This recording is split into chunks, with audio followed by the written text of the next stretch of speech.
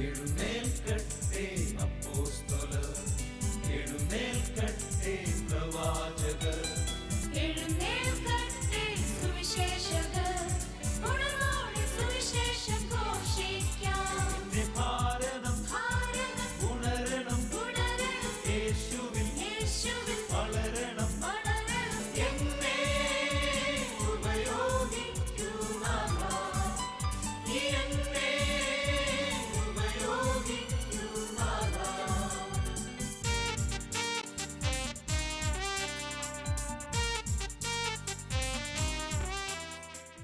ഈശോയ്ക്ക് ഏറ്റവും പ്രിയപ്പെട്ട അച്ഛന്മാരെ, സിസ്റ്റേഴ്സ്, സ്നേഹമുള്ള മാതാപിതാക്കന്മാരെ, സഹോദരി സഹോദരന്മാരെ, നമ്മെ ഓരോരുത്തരെയും ദൈവം പ്രത്യേകമായിട്ട് ഏൽപ്പിച്ച ചില ഉത്തരവാദിത്തങ്ങൾ ദൈവം നമ്മിൽ നിന്നും പ്രതീക്ഷിക്കുന്ന തരത്തിൽ നിർവഹിക്കുവാൻ നമുക്ക് ഇനിയും എന്ത് ചെയ്യാൻ പറ്റും എന്ന് ആലോചിക്കുവാനും ധ്യാനിക്കുവാനും പ്രാർത്ഥിക്കുവാനും ഒക്കെ ആയിട്ടാണ് ഈ 3-4 ദിവസങ്ങളിൽ ഹീലിംഗ് ഹാൻഡ്സ് എന്ന പേരിൽ നമ്മളിവിടെ കൂടിയിരിക്കുന്നത് എന്ന് ഞാൻ മനസ്സിലാക്കുന്നു. ദൈവം നമ്മെ ഓരോരുത്തരെയും വ്യക്തിപരമായി സ്നേഹിക്കുന്നു, അറിയുന്നു. നമുക്ക് സ്വന്തമായൊരു വ്യക്തിത്വം വേറെ ആർക്കും കൊടുക്കാതെ, ഒരിക്കൽ പോലും കൊടുക്കാതെ നമ്മിൽ മാത്രം നിക്ഷേപിച്ചിരിക്കുന്നു. ഈ കുര്യൻ ഇതിനു മുമ്പ് ജനിച്ചിട്ടില്ല, ഇനി ജനിക്കുകയില്ല. കാരണം ഒരിക്കൽ മാത്രമേ ദൈവത്തിൻ്റെ ഒരു സൃഷ്ടി, ഒരു വ്യക്തിത്വം ഉള്ളൂ. ഒരു വ്യക്തി ഒരിക്കൽ മാത്രം ഈ പ്രപഞ്ചത്തിലൂടെ കടന്നു പോകുന്നു. അങ്ങനെ അത്രയേറെ സ്വന്തം, അത്രയേറെ വ്യക്തവുമായ ഒരു വ്യക്തിത്വം നൽകിയ ഒരു വ്യക്തി എന്നുള്ള നിലയ്ക്ക് ആ ഓരോ വ്യക്തിയിലും ദൈവം ഓരോ വലിയ നിധി നിക്ഷേപിച്ചിട്ടുണ്ട്. ഇന്ന് ഞാൻ സംസാരിക്കുന്ന എൻ്റെ പ്രിയപ്പെട്ട ഈ സമൂഹം എന്ന് പറയുന്നത് വളരെ സവിശേഷമാം വിധം ഒരു അനുഗ്രഹം ദൈവത്താൽ നിക്ഷേപിക്കപ്പെട്ട ഒരു സമൂഹമാണ്. രോഗശാന്തി വരം അത് ഉപയോഗിക്കുവാനായിട്ടും അതുവഴിയായിട്ട് ദൈവത്തിന് മഹത്വം നൽകുവാനുമായിട്ടുള്ള ഒരു വിളി ലഭിച്ചിട്ടുള്ള സമൂഹമാണ്. ഈ വരമായാലും വേറൊരു അനുഗ്രഹമായാലും ഏതൊരു വിളിയാണേലും നമ്മുടെ ഓരോരുത്തരുടെയും ദൈവത്തോട് സഹകരിച്ചിട്ടുള്ള പ്രവർത്തനം വഴിയായിട്ട് ആത്യന്തികമായിട്ട് ദൈവത്തിൻ്റെ മഹത്വവും ദൈവജനത്തിൻ്റെ നന്മയുമാണ് സാധിക്കേണ്ടത്. ഇതിലേതെങ്കിലും ഒന്ന് സംഭവിക്കുന്നില്ല, അല്ലെങ്കിൽ ദൈവത്തിൻ്റെ മഹത്വത്തിന് പകരം വരങ്ങൾ ഉപയോഗിക്കുന്നവരുടെ മഹത്വമാണ് സംഭവിക്കുന്നതെന്നുണ്ടെങ്കിൽ അതിൻ്റെ അർത്ഥം ദൈവഹിതാനുസാരം നമ്മൾ ആ വരങ്ങൾ ഉപയോഗിക്കുന്നില്ല എന്നാണ്. ദൈവജനത്തിന് നന്മയുണ്ടാകുന്നില്ല എന്നുണ്ടെങ്കിലും ഇപ്രകാരം ഒരു പോരായ്മ ആ കാര്യത്തിലുണ്ട്. അപ്പോൾ നമ്മുടെ ഈ വരം, നമ്മുടെ ഈ വിളി, നമുക്ക് നൽകിയ ഈ അനുഗ്രഹം ദൈവത്തിൻ്റെ മഹത്വത്തിനും ദൈവജനത്തിൻ്റെ നന്മയ്ക്കും വേണ്ടിയിട്ടുള്ളതാണ്. ദൈവം സൃഷ്ടിച്ച ഒരു മനുഷ്യനും സങ്കടപ്പെടാൻ, വിഷമിക്കാൻ, കഷ്ടപ്പെടാൻ, ദുരിതമനുഭവിക്കാൻ, രോഗപീഠകളാൽ വലയാൻ ദൈവം ആഗ്രഹിക്കുന്നില്ല. ദൈവം ആഗ്രഹിക്കുന്നത് തൻ്റെ സൃഷ്ടിയായ മനുഷ്യൻ സന്തോഷത്തോടെ ഇരിക്കണമെന്നാണ്. അവന് സന്തോഷത്തിന് തടസ്സമായി അവൻ്റെ മുമ്പിൽ സംഭവിക്കുന്ന രോഗമാണെങ്കിലും പീഡകളാണെങ്കിലും ദാരിദ്ര്യമാണെങ്കിലും ദുഃഖമാണെങ്കിലും അത് ദൈവ അന്വേഷണത്തിനും ദൈവ അനുഭവത്തിനും തടസ്സമാകുന്നു എന്ന് കണ്ടാൽ അത് മാറാൻ, അത് മാറ്റാൻ ദൈവം ആഗ്രഹിക്കുന്നു. അത് മാറ്റാൻ ദൈവം ഓരോരുത്തരും നിയോഗിച്ചിട്ടുമുണ്ട്. അങ്ങനെ ദൈവത്താൽ നിയോഗിക്കപ്പെട്ടവരാണ് എൻ്റെ മുമ്പിലിരിക്കുന്ന എൻ്റെ പ്രിയപ്പെട്ട ഈ ശ്രോതാക്കൾ. ഏതു മനുഷ്യനും ദൈവത്തിൻ്റെ സൃഷ്ടിയായ ഏതു മനുഷ്യനും ദൈവത്തെ അന്വേഷിക്കുന്നതിനും ദൈവത്തെ അനുഭവിക്കുന്നതിനും തടസ്സമാകുന്ന ഏത് അവസ്ഥയിൽ നിന്നും ആ വ്യക്തി മോചിക്കപ്പെടണം എന്ന് ദൈവം ആഗ്രഹിക്കുന്നു. ആ വ്യക്തിയെ അങ്ങനെയുള്ള തടസ്സങ്ങളിൽ നിന്നും, പ്രത്യേകിച്ച് രോഗത്തിൽ നിന്നും മോചിക്കാൻ ദൈവം ചിലർക്ക് ചില പ്രത്യേക വരങ്ങളും അനുഗ്രഹങ്ങളും നൽകിയിരിക്കുന്നു. ആ വരങ്ങളും ആ അനുഗ്രഹങ്ങളും ദൈവം ആഗ്രഹിക്കുന്ന വിധത്തിൽ, ദൈവാന്വേഷണത്തിന് ആ വ്യക്തിക്ക് ഉപകരിക്കേണ്ട വിധത്തിൽ ഉപയോഗിക്കണം എന്നുള്ളതാണ് ദൈവം ആഗ്രഹിക്കുക. ഇതിനകത്ത് സംഭവിക്കുന്ന ചില മനോഭാവങ്ങളെക്കുറിച്ചാണ് പ്രധാനമായിട്ടും ദൈവത്തിൻ്റെ പ്രത്യേകമായിട്ടുള്ള കാരുണ്യത്താൽ, ദൈവാത്മാവിൻ്റെ പ്രചോദനത്താൽ, പരിശുദ്ധാമ്മയുടെ സഹായത്താൽ ഞാനിവിടെ നിങ്ങളോടൊപ്പം ചിന്തിക്കാൻ ആഗ്രഹിക്കുക. പത്രോസ് ശ്ലീഹായും യോഹന്നാൻ ശ്ലീഹായും കൂടെ കൂടി അപ്പസ്തോല പ്രവർത്തനത്തിൽ നമ്മൾ കാണുന്നുണ്ട്. യേശുവിൻ്റെ ഉത്ഥാനത്തിന് ശേഷം അവരുടെ വേല ആരംഭിച്ച സമയത്ത് അവർ സുന്ദര കവാടത്തിൽ ഭിക്ഷയാചിക്കുന്ന ഒരു മനുഷ്യൻ്റെ അടുത്ത് ചെല്ലുന്ന ഒരു സംഭവം അപ്പസ്തോല പ്രവർത്തനങ്ങൾ വിവരിക്കുന്നുണ്ട്. സുന്ദര കവാടത്തിൽ ഭിക്ഷയാചിക്കുന്ന വ്യക്തിക്ക് ആവശ്യം അതിലൂടെ കടന്നു പോകുന്ന ആളുകളിൽ നിന്നും കിട്ടേണ്ട പൈസയാണ്.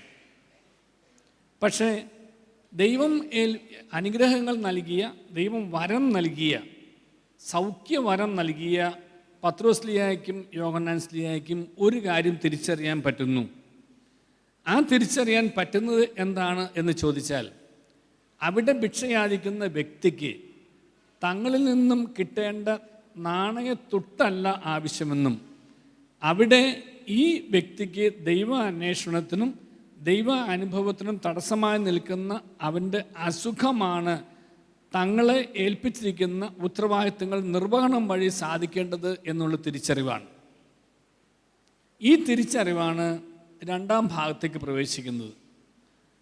നമ്മെ സമീപിക്കുന്ന വ്യക്തികളും നമ്മൾ സമീപിക്കുന്ന വ്യക്തികളും അസുഖങ്ങളാലോ രോഗങ്ങളാലോ കഷ്ടപ്പെടുന്ന സമയത്ത് അവർക്ക് ഏത് തരത്തിലുള്ള മോചനമാണ്, ഏത് തരത്തിലുള്ള സൗഖ്യമാണ്, ഏത് തരത്തിലുള്ള മാറ്റമാണ് ഉണ്ടാവേണ്ടത് എന്നുള്ള ഒരു ഡിസേൺമെൻറ്റ്, ഒരു വിവേചനം നമുക്കുണ്ടാവണം.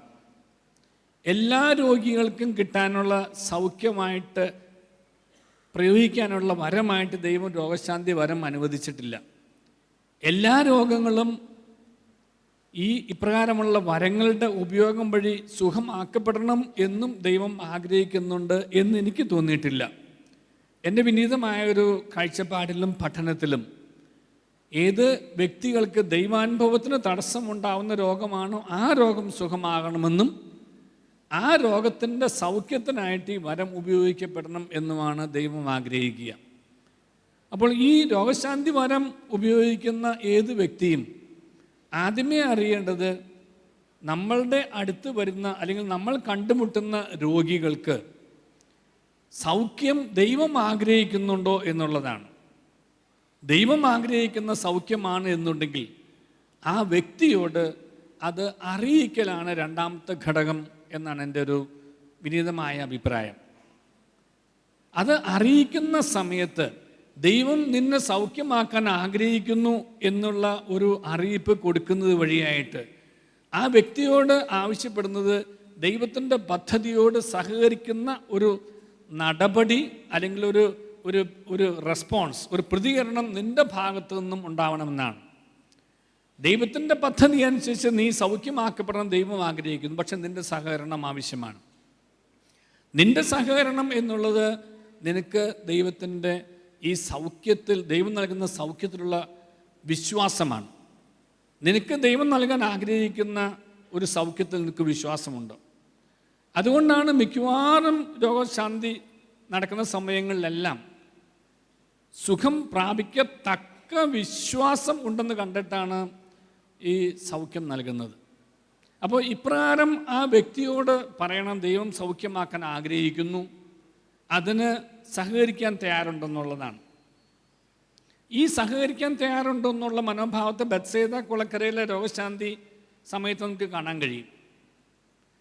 ആ വ്യക്തിക്ക് സുഖം പ്രാപിക്കാൻ നിനക്ക് ആഗ്രഹമുണ്ടോ എന്നുള്ള ചോദ്യമാണ് കർത്താവ് ചോദിക്കുന്നത്. Do you really want to be healed? നിനക്ക് യഥാർത്ഥത്തിൽ സുഖമാകണം എന്ന് ആഗ്രഹമുണ്ടോ? നിൻ്റെ ഒരു സഹകരണം ആവശ്യമാണ് ഈ കാര്യത്തിൽ. അതുകൊണ്ടാണ് നിൻ്റെ ആഗ്രഹത്തെ മാനിക്കുന്നത്.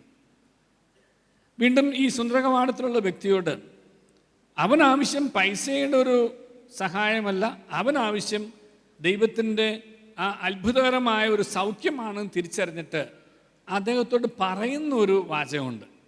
പറയുന്ന വാചകം ഇതാണ്: എൻ്റെ നേരെ നോക്കുക, ലുക്ക് അറ്റ് മീ, എൻ്റെ നേരെ നോക്കുക. സുഖം പ്രാപിക്കാനായിട്ട് ആഗ്രഹിച്ച് വരുന്ന വ്യക്തിക്ക് സൗഖ്യവരം ദൈവം നൽകിയിട്ടുള്ള വ്യക്തി പറയുന്ന വളരെ പ്രധാനപ്പെട്ട ഒരു കമ്മ്യൂണിക്കേഷനാണ് ലുക്ക് അറ്റ് മീ, എൻ്റെ നേരെ നോക്കുക. നീ വേറെ എവിടെയോ അല്ല നോക്കേണ്ടത്, ആ രോഗശാന്തി വരം ദൈവം നൽകിയിട്ടുള്ള വ്യക്തിയുടെ നേരെ നോക്കണം. എന്തിനാ നേരെ നോക്കാൻ പറയുന്നത്? അത് ആ വ്യക്തി തന്നോട് തന്നെ നടത്തുന്ന ഒരു വലിയ ആത്മശോധനയുടെ ഭാഗമാണ്. ആ വ്യക്തി തന്നോട് തന്നെ നടത്തുന്ന ദൈവത്തിന് മുമ്പായുള്ള ഒരു ആത്മശോധനയുടെ ഭാഗമാണ് സൗഖ്യം നൽകാൻ ആഗ്രഹിക്കുന്ന വ്യക്തിയോട് എൻ്റെ നേരെ നോക്കാൻ പറയുന്നു. എൻ്റെ നേരെ നോക്കാൻ പറഞ്ഞിട്ട് അടുത്ത ഒരു കമ്മ്യൂണിക്കേഷനാണ് അതുപോലെ പ്രധാനപ്പെട്ടത്.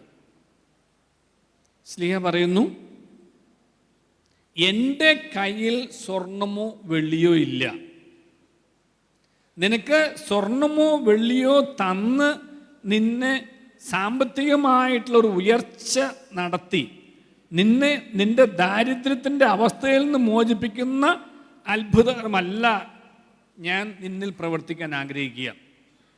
അതെൻ്റെ കയ്യിലില്ല, ഉണ്ടെങ്കിലും അതല്ല ഞാൻ നിനക്ക് തരാൻ ആഗ്രഹിക്കുക. കാരണം നിനക്ക് ആവശ്യം, നിന്നെക്കുറിച്ചുള്ള ദൈവത്തിൻ്റെ ഇപ്പോഴത്തെ പദ്ധതി എന്ന് പറയുന്നത് നിൻ്റെ രോഗത്തിൻ്റെ സൗഖ്യമാണ്.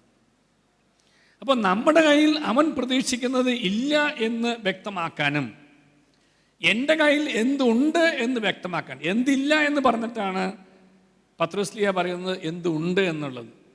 എൻ്റെ കയ്യിൽ സ്വർണമോ വെള്ളിയോ ഇല്ല, നീ ആഗ്രഹിക്കുന്ന പൈസ, നീ ആഗ്രഹിക്കുന്ന സാമ്പത്തികമായി ഉന്നമനത്തിന് നിന്നെ താങ്ങാനായിട്ട്, നിന്നെ സഹായിക്കാനായിട്ട് എൻ്റെ കയ്യിൽ ആ ഒരു സംഭവമില്ല, ആ കരുത്തില്ല.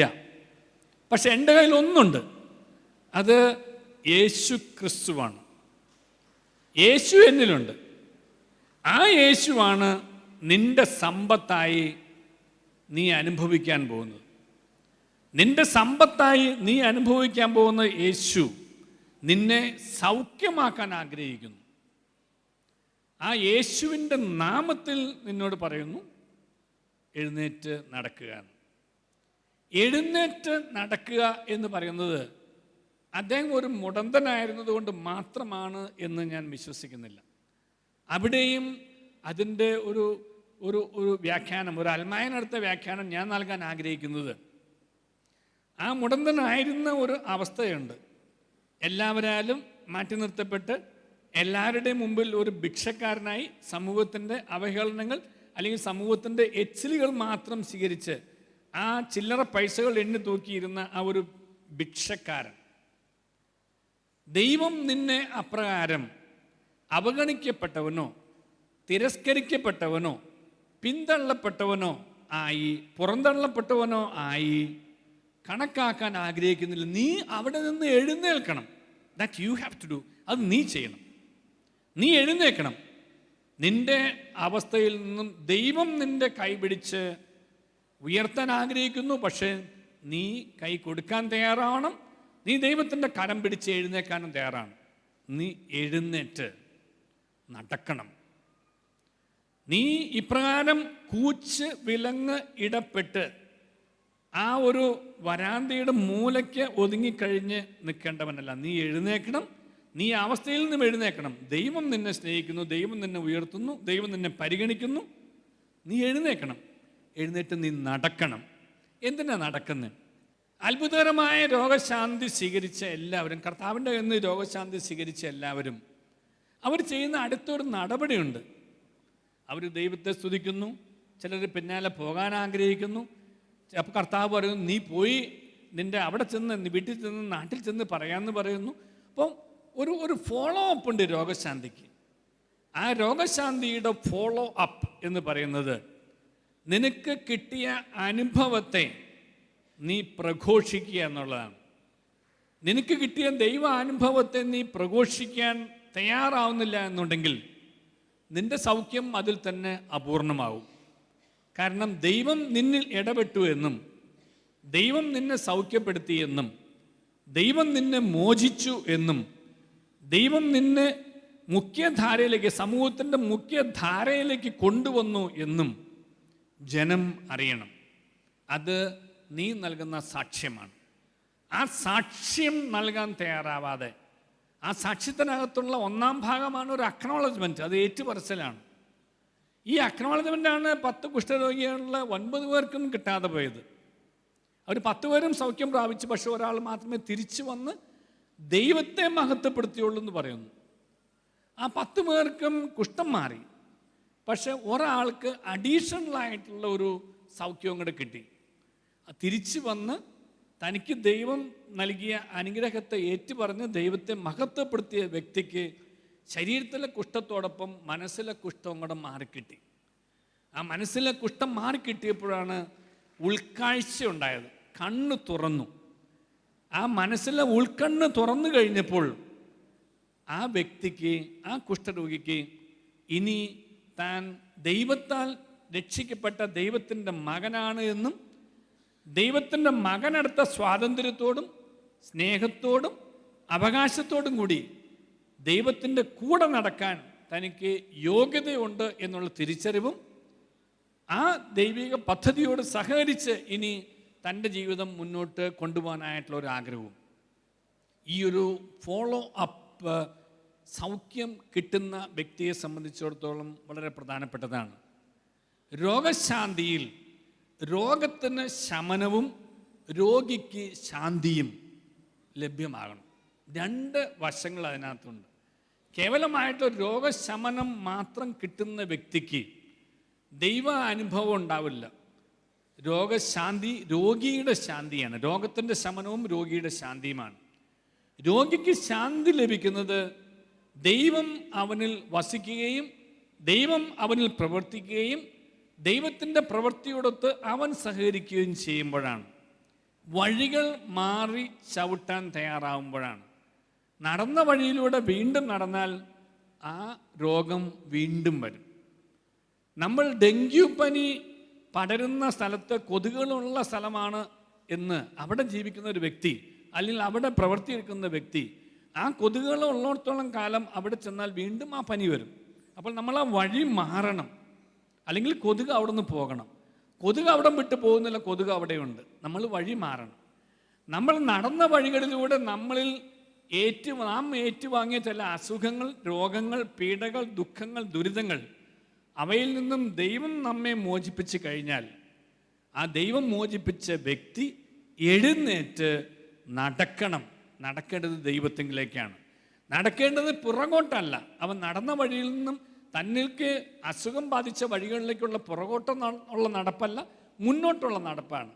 അതാണ് നമ്മുടെ നമ്മൾ ധൂർത്തപുത്രൻ്റെ ഉപമയിലും കാണുന്നതാണ്. അവൻ എഴുന്നേറ്റ് പിതാവിൻ്റെ അടുത്തേക്കാണ് പോകുന്നത്. എഴുന്നേറ്റ് വേറെ എങ്ങും ഒരു മോചനത്തിന് വേണ്ടി പോകുകയല്ല. കാരണം വഴി തെറ്റിയത് എവിടെയാണ് തിരിച്ചറിഞ്ഞിട്ട് പിതാവിൻ്റെ അടുത്തേക്ക് പോകുന്ന ഒരു മകനെ കുറിച്ചാണ്.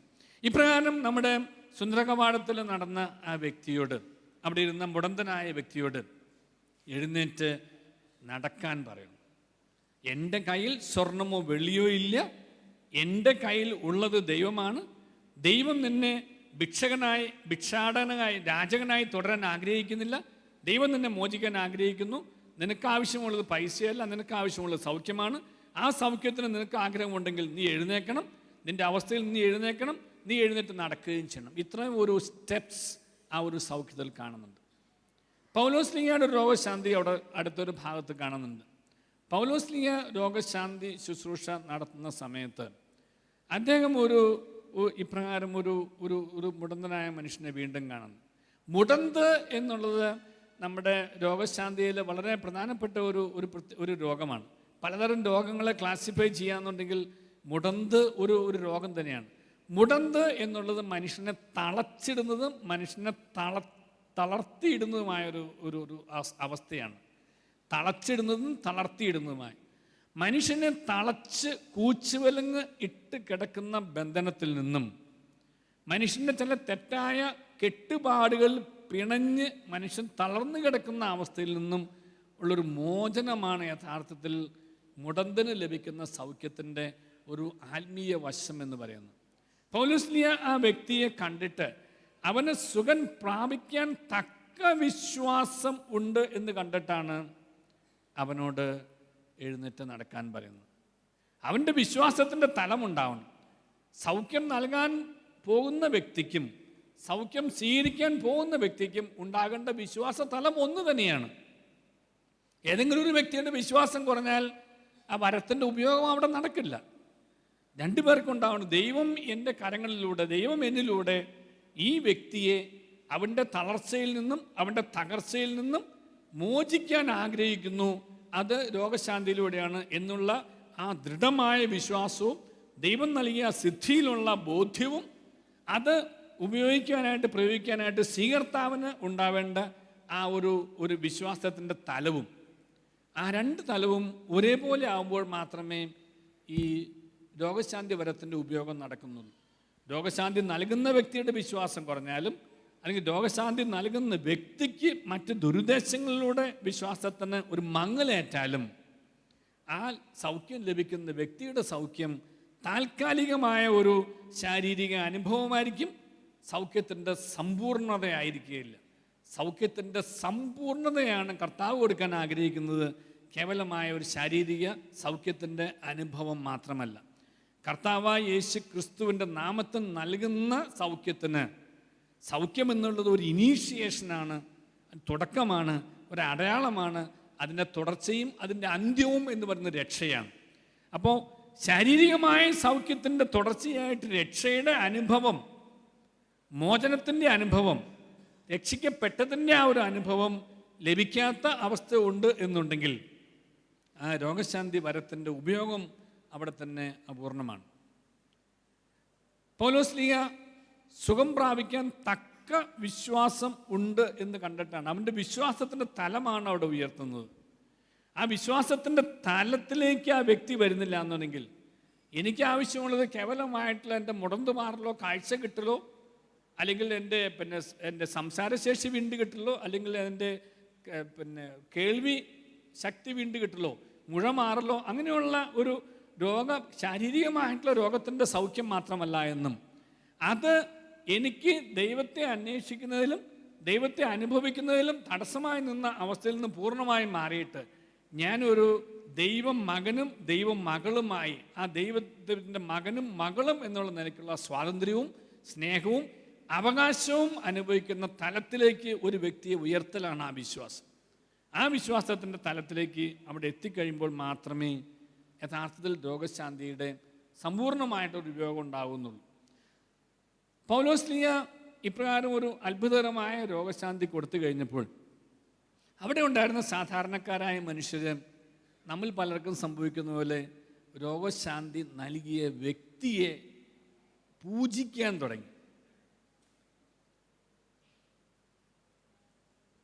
വലിയ സ്വീകരണം ഒരുക്കി, വലിയ ഫ്ലക്സ് ബോർഡുകൾ വെച്ചു, വലിയ സമ്മാനങ്ങൾ കൊടുത്തു. പൗലോസ്ലീഹ പറയുന്ന ഒരു മറുപടി വളരെ പ്രധാനപ്പെട്ടതാണ്. വ്യർത്ഥമായ ജീവിത രീതികളിൽ നിന്നും ജീവിക്കുന്ന ദൈവത്തിലേക്ക് തിരിയണം എന്ന് ഞാൻ നിങ്ങളോട് പറയുന്നതാണ്. ഇത് വ്യർത്ഥമായ ജീവിത രീതിയാണ്. നമ്മുടെ ആരുടെയോ ഒരു വ്യക്തിയുടെ സ്വന്തമായ കഴിവോ ഒരു വ്യക്തിയുടെ സ്വന്തമായ സിദ്ധികളോ ഒരു വ്യക്തിക്ക് ദൈവം എക്സ്ക്ലൂസീവായി നൽകിയിട്ടുള്ള ചില പ്രത്യേക അവസ്ഥകളൊന്നുമല്ല രോഗശാന്തിപരം. ദൈവത്തിൽ വിശ്വസിക്കുകയും ദൈവത്തിൻ്റെ പരിശുദ്ധാത്മാവ് പ്രവർത്തിക്കാൻ ആഗ്രഹിക്കുകയും ചെയ്യുന്ന ചില തിരഞ്ഞെടുക്കപ്പെട്ട വ്യക്തികൾക്ക് കിട്ടുന്ന വരമാകുന്ന അനുഗ്രഹമാണ് ഈ രോഗശാന്തി വരം. അത് ഒരു വ്യക്തിയുടെ സ്വന്തമായ ഒരു കഴിവാണ് എന്ന് തെറ്റിദ്ധരിച്ചിട്ടാണ് നമ്മൾ പലപ്പോഴും നമ്മുടെ രോഗശാന്തിക്ക് മാർക്കറ്റിംഗ് നടത്തുന്നത്. പൗലോസ്ലീഹ കർശനമായിട്ട് പറയുന്നു, വരങ്ങളുടെ ഉപയോഗം മാർക്കറ്റ് ചെയ്യരുത്. വരങ്ങളുടെ ഉപയോഗം മാർക്കറ്റ് ചെയ്യരുത്. അത് വരങ്ങളുടെ ദുരുപയോഗമാണ്. വരങ്ങളെ ദുരുപയോഗിക്കാനും പാടില്ല, വരങ്ങളെ പരീക്ഷിക്കാനും പാടില്ല. വരങ്ങളെ ഉപയോഗിക്കാൻ മാത്രമേ പാടുള്ളൂ. ആ ഉപയോഗം ഞാൻ നേരത്തെ പല പ്രാവശ്യം സൂചിപ്പിച്ച മാതിരി ഒരു വ്യക്തിക്ക് ദൈവത്തെ അന്വേഷിക്കുന്നതിന് തടസ്സമായി നിൽക്കുന്ന അവസ്ഥകളിൽ നിന്ന് ആ വ്യക്തിയെ മോചിക്കലും ആ വ്യക്തിക്ക് ദൈവത്തെ അനുഭവിക്കാനായിട്ടുള്ളൊരു അവസ്ഥ ഉണ്ടാക്കി കൊടുക്കലുമാണ്. ഒന്ന്, തടസ്സം മാറ്റലും, രണ്ട്, ദൈവാനുഭവത്തിനുള്ള വഴി തുറക്കലുമാണ്. അപ്പോൾ ഈ തടസ്സം മാറ്റി ദൈവാനുഭവത്തിലേക്ക് ഒരു വ്യക്തിയെ നയിക്കുക എന്ന് പറയുമ്പോൾ ആ നയിക്കുന്ന വ്യക്തി കേവലം ഒരു ഉപകരണം മാത്രമാണ്. കേവലമായൊരു ഉപകരണത്തിന് അതിൻ്റെ ദാതാവിൻ്റെ അടുത്ത ഒരു അംഗീകാരം, ഒരു ആരാധന, ഒരു പ്രശംസ, ഒരു മഹത്വം, ഒരു പ്രതിഫലം, ഏതെങ്കിലും തരത്തിലുള്ള പ്രതിഫലങ്ങളാവാം ലഭിക്കണമെന്ന് ആഗ്രഹിച്ചാൽ അത് വ്യർത്ഥമായ ജീവിത രീതിയുടെ പ്രകടനമാണ്. വ്യർത്ഥമായ ജീവിത രീതിയിൽ നിന്നും തിരിയാനും ജീവിക്കുന്ന ദൈവത്തിലേക്ക് മാറാനും രോഗശാന്തി വരം ഉപയോഗിക്കുന്നവരോട് ദൈവം ആഗ്രഹിക്കുന്നു. നമ്മുടെ വ്യക്തിപരമായ ഒരു കഴിവല്ല, ദൈവത്തിൻ്റെ കയ്യിൽ തിരഞ്ഞെടുക്കപ്പെട്ട ഒരു ഉപകരണം മാത്രമാണ്. ആ ഉപകരണത്തിൻ്റെ ഉപയോഗത്തിൽ ദൈവത്തിൻ്റെ മഹത്വത്തിന് ചേരാത്ത എന്ത് സംഭവിച്ചാലും അത് നമ്മുടെ രക്ഷയ്ക്ക് തടസ്സമായി വരികയും നമ്മുടെ തകർച്ചയിലേക്ക് അത് നയിക്കുകയും ചെയ്യും. താൽക്കാലികമായിട്ട് ദൈവം അനുവദിച്ചില്ല എന്നുണ്ടെങ്കിലും ആത്യന്തികമായിട്ട് ആ വ്യക്തികൾ ദൈവത്തിൻ്റെ മഹത്വത്തിന് ചേരാത്ത വിധം വരങ്ങൾ ഉപയോഗിച്ചാൽ ദൈവം അത് ആത്യന്തികമായി അനുവദിക്കുകയില്ല എന്ന് നമ്മൾ പലരിലൂടെയും പലരുടെ അനുഭവങ്ങളിലൂടെ നമ്മൾ കണ്ടിട്ടുള്ളതുമാണ്. അപ്പോൾ വ്യർത്ഥമായ ജീവിത രീതികളിൽ നിന്നും വരങ്ങൾ ഉപയോഗിക്കുന്നവർ മാറണം. ദൈവത്തിൻ്റെ മഹത്വത്തിനായിട്ട് മാത്രം സംഭവിക്കുന്നു എന്ന് പറഞ്ഞിട്ട് സുവിശേഷത്തിൽ യേശു ഗ്രാമങ്ങൾ തോറും ചുറ്റി സഞ്ചരിച്ച് ഇപ്രകാരം രോഗസൗഖ്യം നൽകിയെന്ന് പറയുന്നുണ്ട്. നമ്മൾ ഇന്ന് ആഗ്രഹിക്കുന്നത് വന്ന് സൗഖ്യം നേടുക എന്നാണ്, ചെന്ന് സൗഖ്യം കൊടുക്കുക എന്നാണ് യേശു ആഗ്രഹിക്കുന്നത്. ഒരു വ്യക്തിയുടെ അടുത്തേക്ക് വന്ന്, ഒരു സ്ഥലത്തേക്ക് വന്ന്, ആ വ്യക്തിയുടെയോ സ്ഥലത്തിൻ്റെയോ മാഹാത്മ്യത്തിലോ അതിൻ്റെ പ്രത്യേകതയിലോ ആണ് സൗഖ്യം കിട്ടുന്നത് എന്ന തരത്തിൽ വരങ്ങളുടെ ഉപയോഗം ഈശോ ആഗ്രഹിച്ചിട്ടില്ല, ആഗ്രഹിക്കുന്നുമില്ല. ഈശോയുടെ കാഴ്ചപ്പാടിൽ അതില്ല. പക്ഷേ ദൗർഭാഗ്യവശാൽ നമ്മൾ വരങ്ങൾ ഉപയോഗിക്കുമ്പോൾ അങ്ങനെയെല്ലാം ആയി പോകുന്നു. മാനുഷികമായ ബലഹീനത കൊണ്ടാണ്.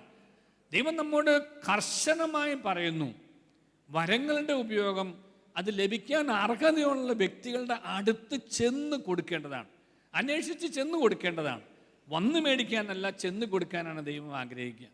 ആ തരത്തിൽ വരങ്ങളുടെ ഉപയോഗത്തെ നമുക്ക് കാണാനും വരങ്ങളെ നമുക്ക് ആ തരത്തിൽ ദൈവത്തിൻ്റെ ഒരു മഹത്വത്തിനായിട്ട് ഉപയോഗിക്കാനും നമുക്ക് കഴിയണം.